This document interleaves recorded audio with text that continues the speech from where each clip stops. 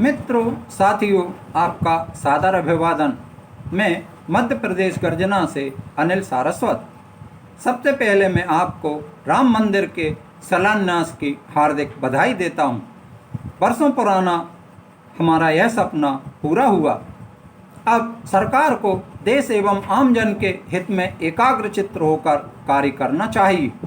देश चारों तरफ से समस्याओं से घिरा हुआ है। 17-18 मई को चीन ने हमारे देश के इलाकों में घुसपैठ की।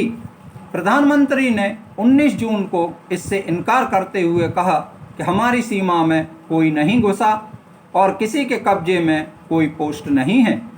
रक्षा मंत्रालय ने आधिकारिक तौर पर स्वीकार किया कि चीनी सैनिकों ने भारतीय क्षेत्र पूर्वी लद्दाख में मई के महीने में घुसपैठ की थी। रक्षा मंत्रालय ने गुरुवार अर्थात 7 अगस्त को यह दस्तावेज वेबसाइट से हटा दिया।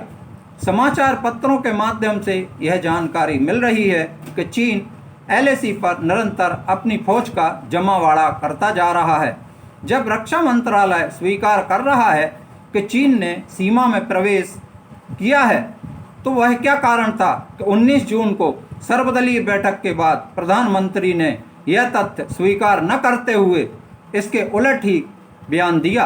इससे देश के नागरिकों को सही जानकारी नहीं मिल सकी। दूसरे, प्रधानमंत्री के बयान पर अक्षरशः देशवासी विश्वास करते हैं। उस पर भी भविष्य में प्रश्न चिन्ह लग सकता है।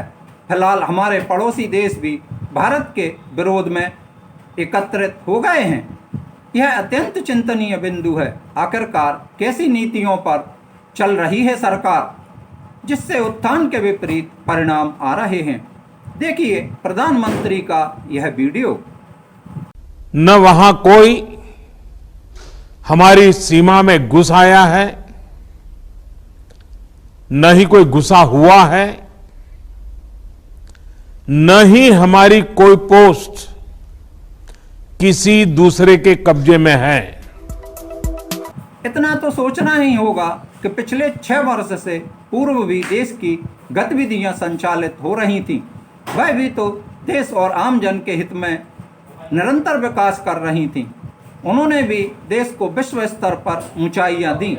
इन 6 वर्षों में ऐसा क्या हो गया है कि विकास के हर दरवाजे बंद हैं। रक्षा, आर्थिक व्यवस्था, पड़ोसी देशों से संबंध अर्थात हर बिंदु पर देश पिछड़ता ही जा रहा है। देश और विश्व स्तर के अर्थशास्त्री नीतियों को गलत साबित कर रहे हैं। इसके अलावे सरकार इस पर बदलाव नहीं कर रही है। हमारे देश के अर्थशास्त्री, पूर्व रिजर्व बैंक के गवर्नर भी आर्थिक नीतियों की आलोचना कर रहे हैं। रिजर्व बैंक के पूर्व गवर्नर रघुराम राजन, उर्जित पटेल और बिरल आचार्य ने तो पुस्तक भी लिख दी है। उर्जित पटेल और बिरल आचार्य समय से पूर्व ही त्यागपत्र दे गए थे। जानकारी तो यह भी है कि सरकार की गलत नीतियों के कारण ही उक्त गवर्नर त्यागपत्र दे गए थे। सरकार है कि उन्हीं नीतियों पर निरंतर चलती जा रही है।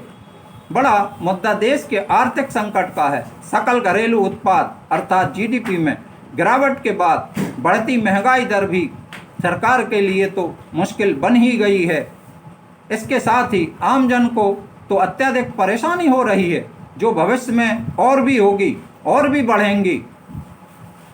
राष्ट्रीय सांख्यिकी कार्यालय के ताजा आंकड़ों के मुताबिक उपभोक्ता मूल्य सूचकांक पर आधारित खुदरा महंगाई दर में बढ़ोतरी हुई है। रोजगार की बात करना तो अभी बेमानी है। सरकार के रोजगार पर चुप्पी साधे हुए है। इस पर आश्चर्य होता है। सरकार के दूसरे कार्यकाल का पहला वर्ष आमजन के लिए कहर बनकर टूटा है, जिसके आधार पर अच्छे दिन की धुंधली सी किरण दिखाई नहीं देती। 27 जुलाई को वित्त मंत्री सीतारमण ने कहा कि सरकार लगभग 23 सार्वजनिक उपकरणों में अपनी हिस्सेदारी बेचने का काम पूरा करने जा रही है। मंत्रिमंडल इन उपकरणों की मंजूरी पहले ही दे चुका है। भारत सरकार अगले 1 से 1.5 साल में भारतीय स्टेट बैंक समेत 6 सरकारी बैंकों में अपना हिस्सेदारी घटाकर 51% कर सकती है।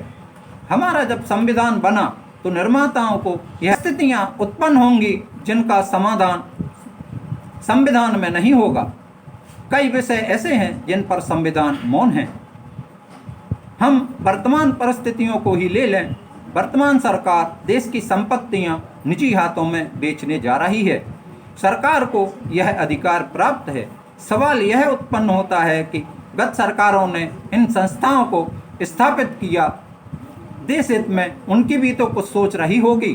फिर यह सरकार इन संपत्तियों को बेचने से आकर देश हित और आमजन का क्या भला करना चाहती है, यह समझ में नहीं आ रहा है।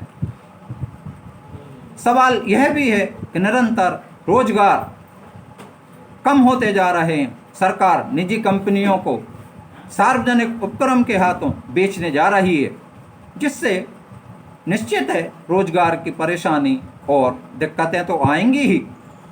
चुनाव में आमजन अपना मत देता है तो उसके सामने पार्टी का घोषणा पत्र होता है। इसके अलावे तो कोई आधार होता नहीं है। घोषणा पत्र में आगामी 5 वर्ष के कार्यों का सूक्ष्म विवरण नहीं होता। सरकार बनने के उपरांत भी जो निर्णय लिए जाते हैं उनमें आमजन या जनता की राय समाहित नहीं होती। ऐसे में मतदाताओं की बड़ी संख्या सरकार के निर्णय से सहमत नहीं है, तो आखिर मूक दर्शक बने रहने के अलावे उसके पास कोई रास्ता नहीं है। आ जाकर आमजन के पास एक ही अधिकार है, वह आंदोलन करे। आंदोलन सहज और सरल कार्य नहीं है। ऐसा भी नहीं है कि आंदोलन से सरकार प्रभावित होगी और अपने निर्णय बदल लेगी। गरीब अपने पेट भरने की जुगाड़ करे कि आंदोलन करे। वैसे भी आमजन अमूमन इन कार्यों में मजबूरी बस दूर ही रहता है। विपक्ष ऐसे कार्यों को जनहित में गलत बताकर आलोचना और आंदोलन कर रहा है, किंतु सरकार ध्यान ही नहीं देती। वर्तमान संसद में विपक्षी दल का दर्जा किसी दल को नहीं मिला है। सरकार की इन नीतियों की आलोचना सिर्फ राजनीतिक दलों में सिर्फ एक ही व्यक्ति कर रहा है, राहुल गांधी। उसे वैसे ही सरकार के विशिष्ट जनों ने पप्पू बना रखा है। सरकार जिन 23 कंपनियों को बेचने जा रही है, इनमें सार्वजनिक क्षेत्र के वही उपक्रम हैं जिन्हें आमजन का रोजमर्रा का वास्ता है, जैसे रेल, BSNL। जब यह निजी हाथों में चले जाएंगे तो साधारण सी बात है कि वह इनके खरीदार अधिक से अधिक मुनाफा कमाने की सोचेंगे और आर्थिक अधिक से अधिक कीमत वसूलेंगे। इन उपक्रमों पर उनका एकाधिकार हो जाएगा। जहां तक मैं समझता हूं, कीमतों पर भी सरकार का नियंत्रण नहीं रहेगा।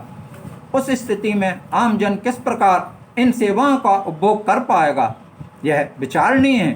पिछली सरकारों ने जनहित व देश हित के लिए अनेकों निकायों का निर्माण किया था, स्थापना की थी। यह सभी उपक्रम अच्छी स्थिति में चल रहे थे। अचानक क्या हो गया कि इनको बेचने की जरूरत सरकार को आन पड़ी। जनहित और देश हित के निकायों पर सरकार का एक अधिकार था, धीरे धीरे यह निजी हाथों में दिया जा रहा है। जैसे रेल और संचार विभाग पर सरकार का पूर्णतः नियंत्रण था। उदारीकरण आमजन के हित पर अत्यधिक हावी हो चुकी है। सरकार की यही सोच रही तो सरकार के पास कोई भी उपक्रम नहीं रहेगा। हम, आप और वह चुनाव में मत देकर अपने कर्तव्य की इतिश्री मान लेते हैं। सरकार देश और आमजन के विरोध में निर्णय ले तो हमें आपको और उनको अर्थात सभी को आंख बंद कर नहीं बैठ जाना चाहिए। समाज का दायित्व है कि वह सरकार के अहितकारी निर्णयों का विरोध करे। वर्तमान में तो सोशल मीडिया बेहतरीन मंच है। यह जिम्मेदारी किसी एक व्यक्ति की नहीं है, देश के सभी नागरिकों की है। हम यह सोच लेते हैं कि विपक्ष या अन्य व्यक्ति विरोध कर तो रहे हैं, हमें करने की क्या जरूरत है, यह सोचना गलत है।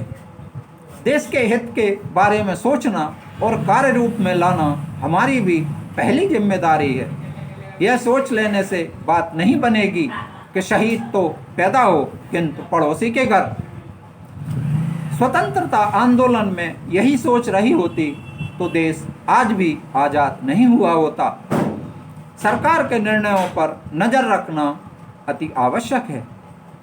हम अगर सरकार को इसी प्रकार मनमानी करने देंगे तो निश्चित मानिए कि यह देश इसके उपक्रम, इसकी रक्षा पर निरंतर प्रहार होते रहेंगे और हम मूक दर्शक बने देखते रहेंगे। देश उस स्थिति में न पहुंच जाए कि वह देश ही न बचे। इसलिए मित्रों, सरकार जो निर्णय ले रही है, यदि आपको उसके निर्णय अपने हित में नहीं लगते, आम जन के हित में नहीं लगते, तो मेरा आपसे विनम्र अनुरोध है कि इन सोशल मीडिया के मंच पर आप अपनी बात रखकर अधिक से अधिक उन निर्णयों का विरोध करें जो सरकार लेने जा रही है और जनहित में नहीं है। मित्रों, साथियों, बहुत बहुत धन्यवाद। मैं आपसे पुनः अनुरोध करता हूं कि मेरी YouTube को आप सब्सक्राइब करें, लाइक करें और शेयर भी करें, जिससे मेरी बात अधिक से अधिक लोगों तक पहुंच सके। धन्यवाद, बहुत बहुत धन्यवाद। जय हिंद।